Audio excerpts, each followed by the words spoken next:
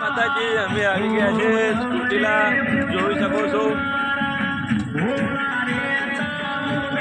આજે અમારા ખાસ મિત્ર છે, ડ્રાઈવર છે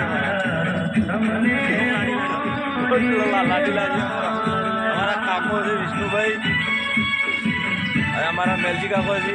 અમે ચોટીલા આવ્યા છે દર્શન કરવા. અને અમારા ખાસ મિત્ર છે રાજુભાઈ, ખાસ મિત્ર અમારા જૂના મિત્ર છે રાજુભાઈ.